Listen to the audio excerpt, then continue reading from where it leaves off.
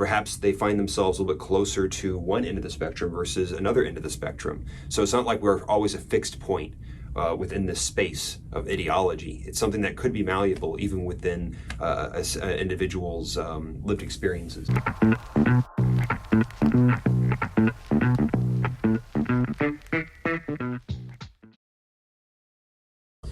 All right, so we're back and we are thinking about polarized America once again, and probably many have pointed this out, that we seem to fall into two teams. And so today's discussion is going to be all about the spectrum of political beliefs that exist in the US right now, how we can better understand that spectrum and realize that there actually aren't two uniform teams playing against one another. Yeah, if you're like us, what might have brought you into an interest in the discussions about politics and how we discuss politics is this perception that extremism is now the norm. It just seems more than ever, at least to our, just at a passing glance at the way media coverage takes place, the tone of voice that people tend to use about politics being very acrimonious, very aggressive, that it seems it's very difficult for us to find much convergence on different topics, different policy issues. And the question is, what do we do about that, right? And is that actually true, first of all? Is it actually true that that the extremism is more common than it used to be, and that most of us are in a position of really being isolated and unable to relate to people from the so-called other side? Right. So a very useful tool, which we had noticed, is from the Pew Foundation. They run a political typology program. Basically, just go to the Pew Research website, and you can easily find this. They call it political typology. Mm-hmm. And what that means is they have really a quiz that gives you the opportunity to sort of see what your agreement with different kinds of statements that clearly have some political relevance is. And at the end of their quiz, they give you an affiliation, not so much Republican or Democrat, but rather gradations on either side of the aisle. And there are 9 of them. One of them being basically sort of truly middle. They call it stressed sideliner. Appropriately. Yeah. So it's stressed sideliners, and they give proportions of people that fall within that range. Now, as researchers, we do want to say a little bit about the Pew Research Center. They are a nonpartisan. They call it a fact tank, not a think tank. And they are funded by a foundation. So that if you follow the money, there's not a clear directive that they operate under, and they're not affiliated. They strive to be very nonpartisan in the way they do their work. Now, that said, everyone does have some level of bias. It's not as if no bias could ever be there. But check the Pew Research Center out, and I think they do have some really useful insights here based on this quiz. So we encourage you to go ahead and just take a break, and you might even want to do this quiz and then listen to this discussion. We've taken the typology quiz, and we'll share our insights on it. It's only 16 items. It's really simple to fill out, and they have a wealth of really interesting information about your answers and how you seem to link up with other Americans based on a sample of about 10,000 people. So that's what we consider a decent sample size. Clearly, you could sample even more, but there's a point of diminishing returns, and no one would claim this is exhaustive. It's not like the census where every American has filled this out, but it does give a nice snapshot, I think, of a lot of American attitudes and how people cluster into not two parties or two dogmatic, polarized, unified groups the way it always seems to feel in the U.S. these days, but rather into gradations that sort of you affiliate with some people over some issues and other people over other issues, and sometimes across party lines. That's what America really looks like. Yeah, it's true. And I think one of the main values of taking this quiz is it does dispel this erroneous impression that we have that there are really only just two sides. And it's really just by dint of the fact that we have two parties, Democrats and Republicans. And so we assume, okay, well, there's pressure on me to figure out which of these two sides that I belong to.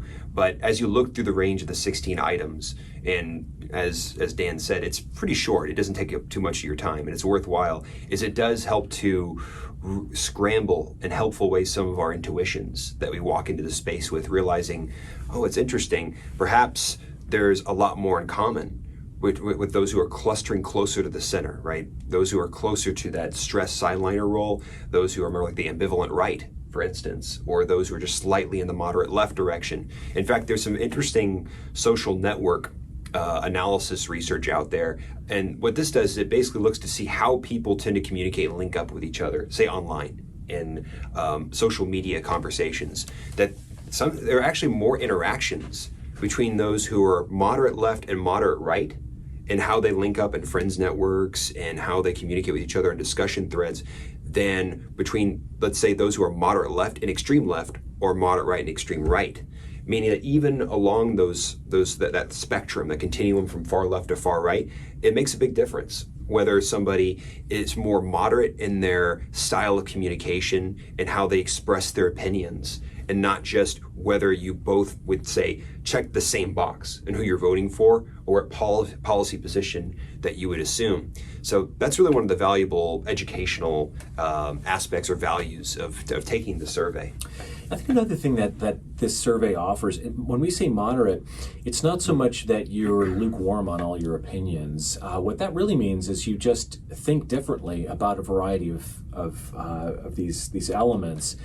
And they tend to cluster toward a set of things, kind of your beliefs about how socially liberal or conservative you are, how you feel about international trade, how you feel about economic regulation and taxes, and things like how you feel about traditional America. And you can somewhat read between the lines of the questions as you take the quiz. But it doesn't mean that everyone in the middle is actually just ambivalent about everything. They do have strong opinions. It's just a moderate tends to have strong opinions that don't perfectly align with the party. The parties have kind of scoped out their two major sets of values or positions, and there's a false belief that we all have to fit like a Procrustean bed to those exact values. So let's go ahead and take a little bit of a meander into these categories. So starting with the most extreme, the progressive left is what they call the most liberal-leaning 6% of people. They're extremely politically active, always vote Democrat unanimously, and that's only 6%. Despite what your cable news providers may suggest.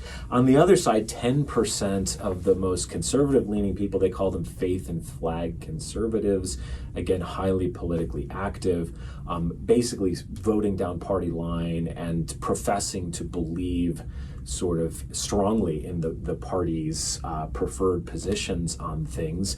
So between the progressive left and the faith and flag conservatives, you essentially only have 16% of America. Not 100%, 16%. So what are those other 84% of us thinking and doing? It turns out there's, on the left, let's just kind of go down the sort of toward the middle. Next to progressive left, you have establishment liberals. They're again going to be politically active and tend to always vote Democratic. Then there's Democratic mainstays. That's 16% of people are not extremely aligned with the Democratic positions on everything. They tend to have a little bit more of a mix of where maybe they're fiscally conservative or they're more liberal on social things. You see more of a diverse value set or professed values politically. And then outsider left is 10% of people. They are only mildly affiliated with the Democratic Party, don't feel the Democratic Party represents them particularly well, and they're not very politically engaged either. And then you meet in the middle, the stress sideliners, and those are people that are exactly what it sounds like, people that are disaffected, probably fed up with the two-party gridlock that often occurs. They don't feel either candidate represents their values very well, and so that's 15% of Americans. So that's an interesting number as well. What are your thoughts, Michael, on any of the sort of left side of the spectrum, and then we'll get into what the right looks like? Yeah, I think what we notice, and this would apply equally well to the right side of the spectrum as it would to the left, is that it does show and reflect the sort of internecine conflict that emerges within one side of the spectrum.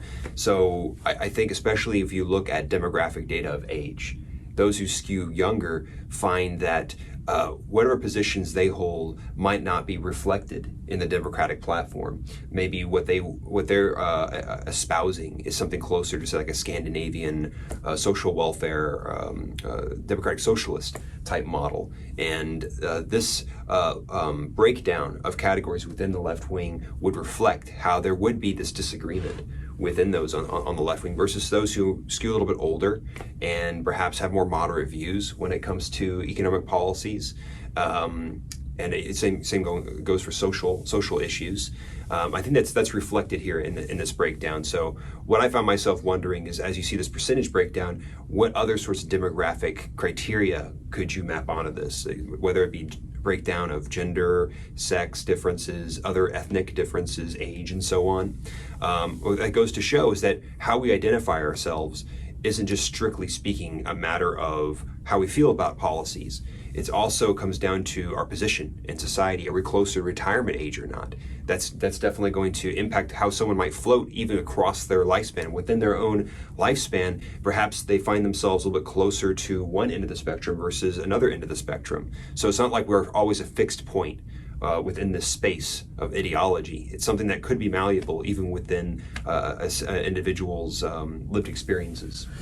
That's well put, and they do offer that kind of insight. So it's definitely worth looking and reading more about the political typologies. They've done this since 1987, and they have a nice sort of PDF that you can download and really read thoroughly on this. And let's say you're within the stress sideline, or just to throw one out there, if in that 15%, they'll tell you generally the age demographics, the amount of education, the gender breakdown, things like this are offered, which gives you just a sense of that little pocket of Americans that you're closest to, and that may surprise you. That may not really describe you in many cases, or it may, and it offers many stats for you on kind of how you align with the most Americans versus the type you most fit. Now let's talk a little about the right side of the spectrum. There's of course the faith and flag conservatives are 10% at the most extreme position. Then you have committed conservatives at 7%. They're going to be politically active and generally feel the Republican Party and positions represents them pretty well. Moving more toward the middle, you have what's known as the populist right. That's 11%. They're going to be starting to get more moderate, meaning they have more of a mixture of fiscal and social policy ideas or preferences that don't align as much with what we think of as the traditional party positions on things. It starts to break down already outside of that really committed 17% that strongly express traditional Republican preferences.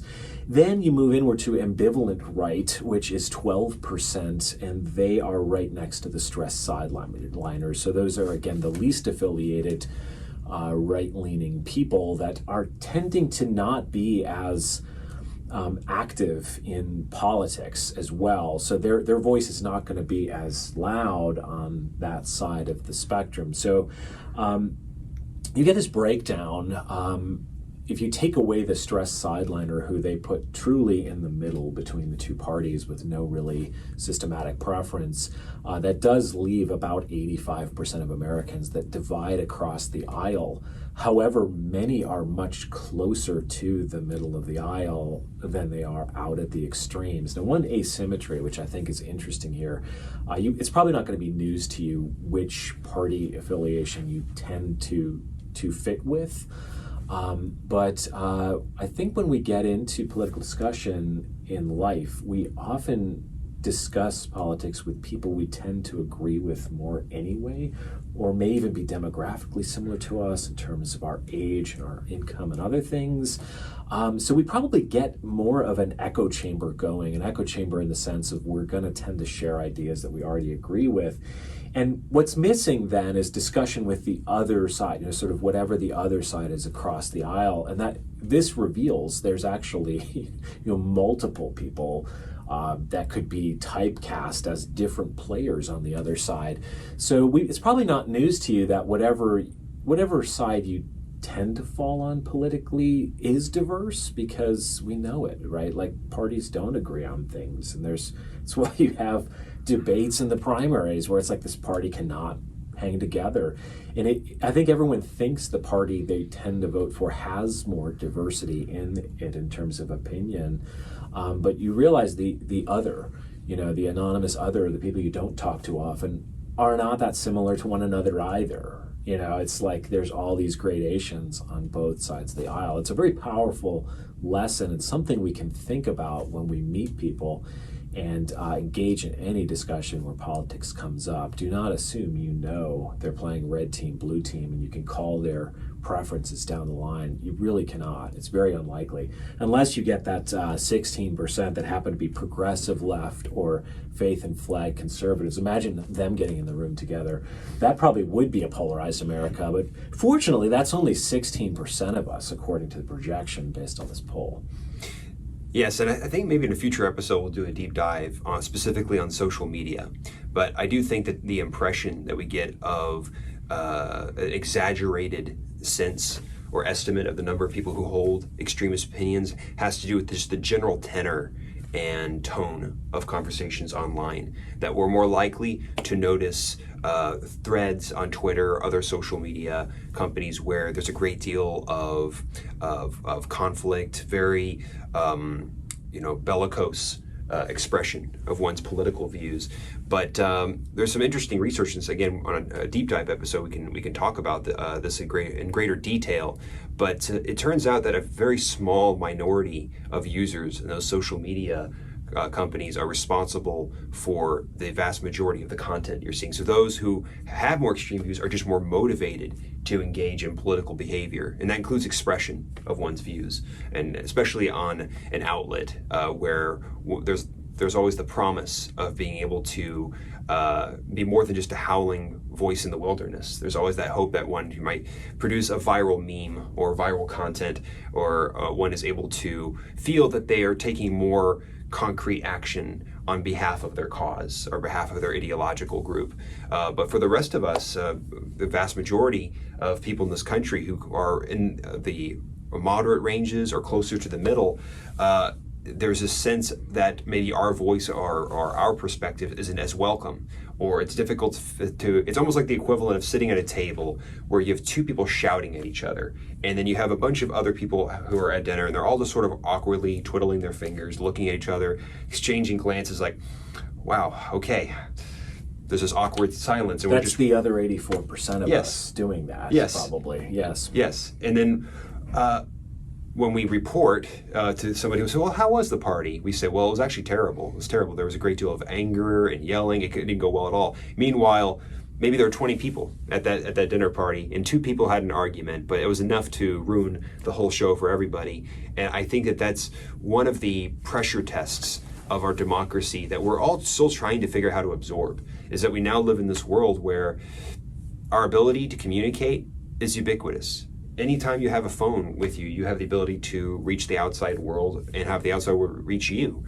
And I think that it makes it more difficult for us to figure out how to have these high quality exchanges over politics. And in future episodes, we'll talk about the importance of having face-to-face conversations about politics and how that can leave one perhaps with a more positive outlook or view of, if it goes well, that is, right? If one is engaging in a fruitful dialogue, one can have a more nuanced view of what those on the other side of the aisle actually are like and what they think like. Yeah, this is like a backdrop that you can kind of hold in your mind. It's just some reminder that we're actually not necessarily doomed to be so polarized, and we really are not uniform. I mean, this probably isn't surprising at all to people who have done anything around the psychological research or read the psychological literature. Individual differences are everywhere, and they are meaningful. And that's actually, I'll share one of my insights from taking the quiz. Is there were times where it makes you commit pretty much to one of two answers, or sometimes one of three answers. And I could sort of say, well, in one moment I would answer this way, but if I kind of am focusing on some different issue, I would actually change my answer here, but I have to pick one, so I'll just use this one. So I did the quiz and kind of got my result, and then I decided to go back and do it again freshly and kind of make the other thing my answer. And I was actually able to jump across party lines just within my own head, right? And that's just me. So I think that's an interesting feature as well. It's only 16 items. And so it gives you a sense of how complex people are. We have a lot of shades of gray, a lot of strong opinions and moderate opinions that are all mixed together in a unique way. And I think if you dug even further with more context and more questions, you could even get probably more typologies where it really would look like much more of a spectrum than two uniform groups that are held in opposition. That does have to happen at the national level, right? We've talked about that before, that the two parties, it's a two-party system where one has to be the winner of the vote. But as citizens, there are many, many sorts of people with many, many ideas, and that's an important thing to keep in mind.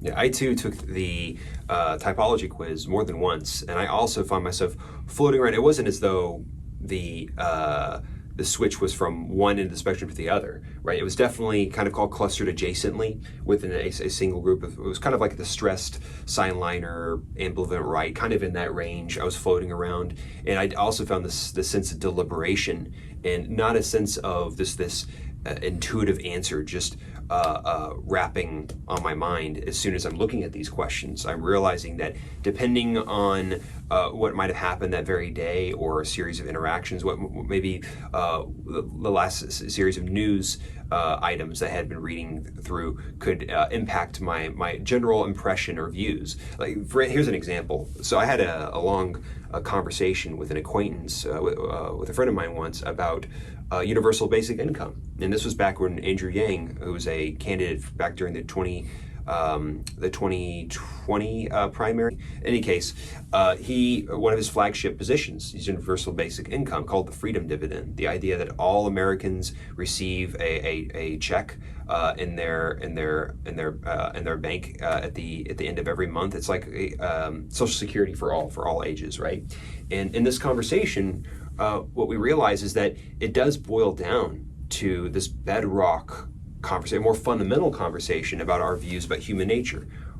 How do people tend to react when you give them something for free, as it were, right? Is there a certain diminishing rate of returns? Like if you give somebody too much, you kill their initiative.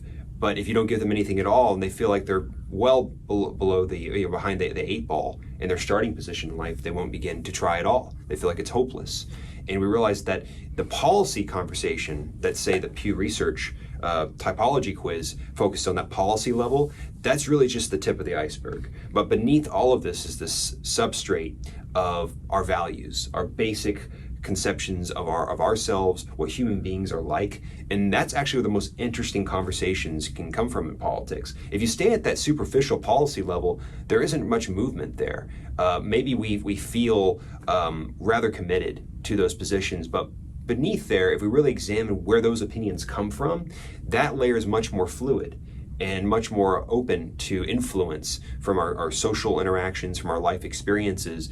And part of engaging in fruitful political dialogue is being able to navigate from that policy layer down to that bedrock below.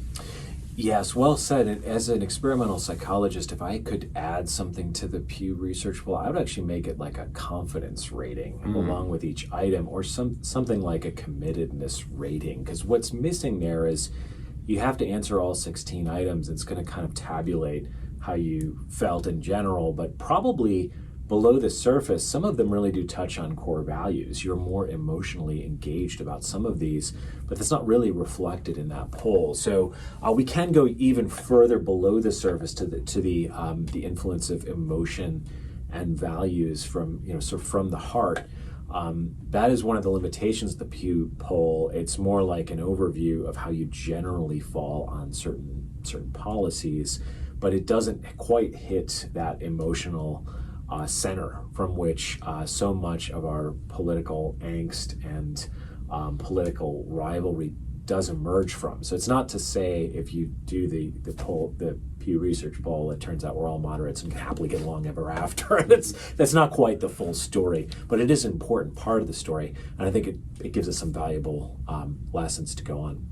Yes, it's a familiar touchstone. It's a good place to start because it works within the vocabulary, the language of policy positions and policy discussions, which most of us are more familiar with.